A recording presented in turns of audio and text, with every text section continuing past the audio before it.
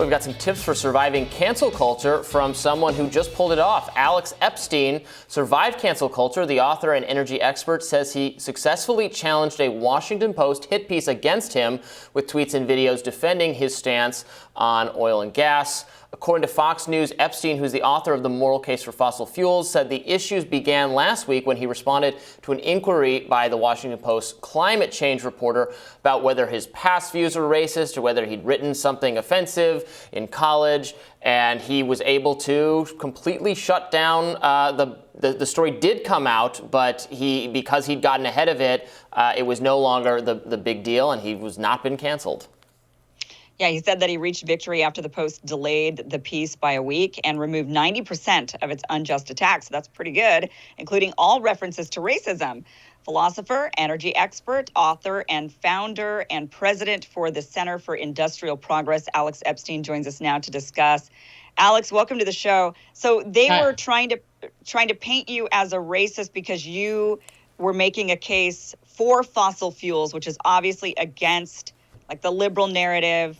And is that where these attacks came from? Like, explain this whole process to us. How did this happen, and how did you defeat them? So the rest of us can learn. So the sequence of events is, I have a book coming out. It's called Fossil Future. It's coming out May 24th. And so part of what happens is I have a publisher, Penguin Random House, specifically an imprint called Portfolio. They send copies to people, including the climate reporter of the Washington Post, somebody named Maxine Josalow.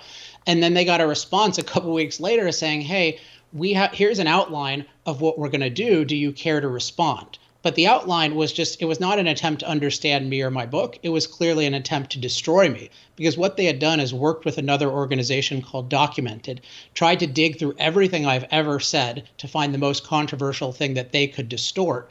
They found my individualist writings in college, which had said Western civilization is superior, which I believe, but then they called that racist, which is crazy because they said specifically this has nothing to do with race or skin color. It's about ideas, and specifically freedom.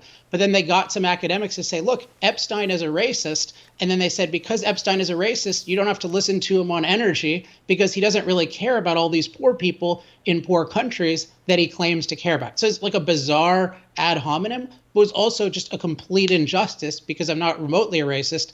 I'm an individualist. And so imagine if I had just commented on this. I'd said, hey, Maxine, thanks for the great outline. I disagree with this. Like, of course, they're not going to pull the piece, right? They're going to either ignore what I say or mangle what I say. And if I don't comment, they can say, we reached out to Alex Epstein for comment, and he had nothing to say.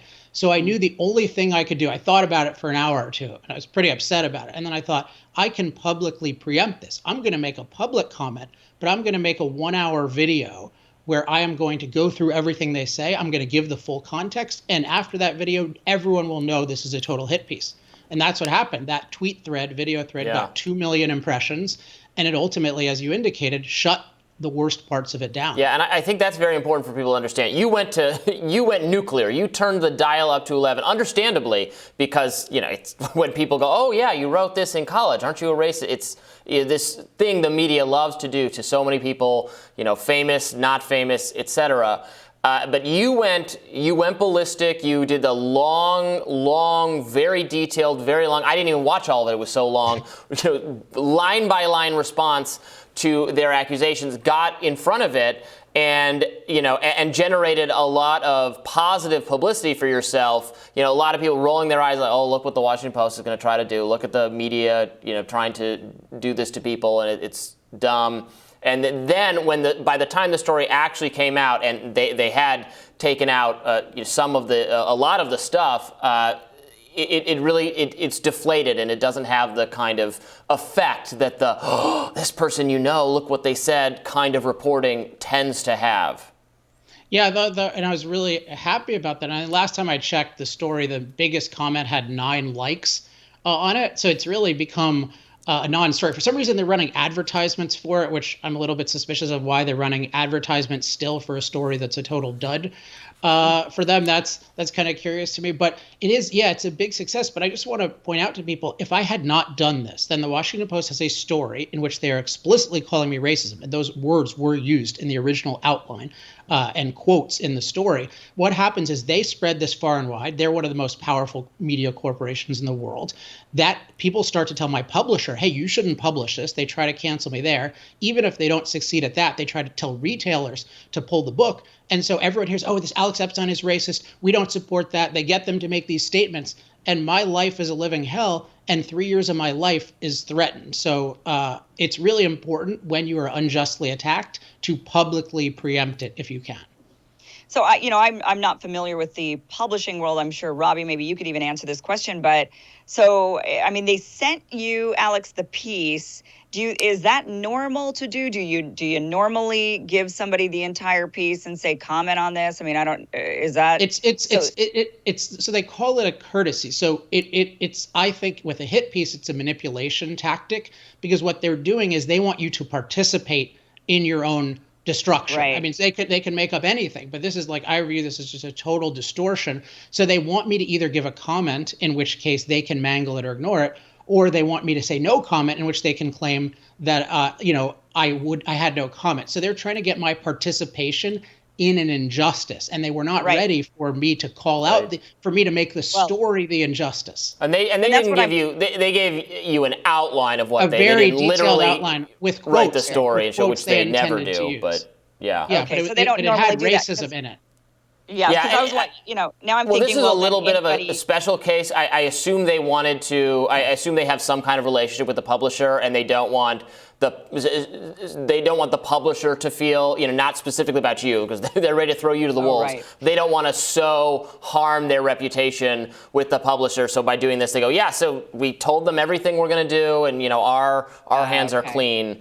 Is what I expect it was in this case, in addition to what you said. I would think now, with you going to social media and preempting this and that working really well, that they will stop sending people these pieces. They don't want people to be able to do what you did to defend themselves in advance. So I would imagine that somebody did it the next day. Somebody did it the next day. These guys, is a very obscure thing called desmog.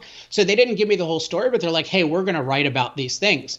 And so I wrote another public letter. I sent it to them, but I sent it to the public.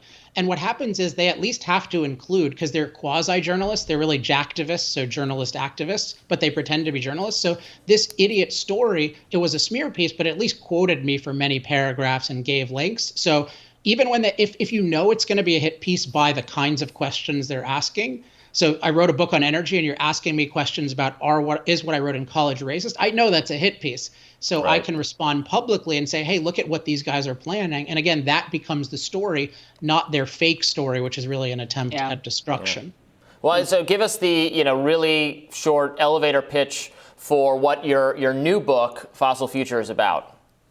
I'm glad somebody is actually concerned about what's in the book. Yes. So the basic idea is that, billions of people around the world lack low-cost, reliable energy. Low-cost, reliable energy is crucial to our ability to be productive and prosperous, and fossil fuels will remain uniquely able to provide low-cost, reliable energy for billions of people. And one aspect of that that's really not understood is that is going to keep making us safe from climate. We're actually far safer from climate if you look at the data. In terms of climate-related disaster deaths are down by a factor of 50 over the last century. And the reason is because we have a naturally dangerous climate, and fossil fuels help us make it safe through things like heating, cooling, irrigation, et cetera. And so, yes, I believe that we will impact climate. That doesn't mean it's all bad, and it certainly doesn't mean it's catastrophic. And so what they're threatened by is the idea that you can, quote, believe in climate change and be pro-fossil fuels. They want it to be, if you believe in climate change, then you have to support the rapid elimination of fossil fuels controlled by a dictatorial government, and really a dictatorial world government. They don't like that I'm exploding that view, which makes no sense at all. And that's why they're being so rabid, running hit pieces, buying Google ads every time you search my name to call me a climate science denier, which is the latest thing they're doing. And these are just infantile tactics that won't work. Interesting. Yeah. Well, Alex Epstein, thank you so much for joining us. The book is Fossil Future, and we look forward to reading it. Thank you so much for joining us. Thank you. And we'll have more Rising right after this.